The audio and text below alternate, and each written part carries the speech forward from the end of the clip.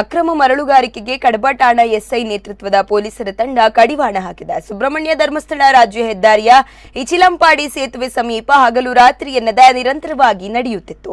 ಆದರೆ ಸ್ಥಳೀಯ ಗ್ರಾಮ ಪಂಚಾಯತ್ ಅಧಿಕಾರಿಗಳಾಗಲಿ ಕಂದಾಯ ಇಲಾಖೆಯಾಗಲಿ ಇದನ್ನು ತಡೆಯುವ ಗೋಜಿಗೆ ಹೋಗಲೇ ಇಲ್ಲ. ಇದೀಗ ಮಿತಿಮೀರಿದ ಅಕ್ರಮ ಮರಳುಗಾರಿಕೆ ನಡೆಯುತ್ತಿರುವ ಬಗ್ಗೆ ಸಾರ್ವಜನಿಕ ದೂರಿನ ಹಿನ್ನೆಲೆಯಲ್ಲಿ ಕಡಬ ಠಾಣಾ ಎಸ್ಐ ರುಕ್ಮಾ ನಾಯಕ್ ನೇತೃತ್ವದ ಪೊಲೀಸರ ತಂಡ ಖುದ್ದು ಸ್ಥಳಕ್ಕೆ ಭೇಟಿ ನೀಡಿ ಪರಿಶೀಲಿಸಿ ನದಿಗೆ ಮಾಡಿದ ಅನಧಿಕೃತ ರಸ್ತೆಗಳನ್ನು ಜೆಸಿಬಿ ಮೂಲಕ ಮುಚ್ಚಿಸಿದ್ದಾರೆ. ಅಕ್ರಮ ಮರಳು ನಿಕ್ಷೇಪಗಳ ಮೇಲೆ ಪೊಲೀಸರು ಹದ್ದಿನ ಕಣ್ಣಿಟ್ಟಿದ್ದು, ಅಕ್ರಮ ಮರಳುಗಾರಿಕೆ ಕಂಡುಬಂದಲ್ಲಿ ಜಿಲ್ಲಾಧಿಕಾರಿಗಳ ಆದೇಶದಂತೆ ಕಠಿಣ ಕಾನೂನು ಕ್ರಮ ಕೈಗೊಳ್ಳುವುದಾಗಿ ಎಸ್ಐ ಎಚ್ಚರಿಕೆಯನ್ನು ನೀಡಿದ್ದಾರೆ.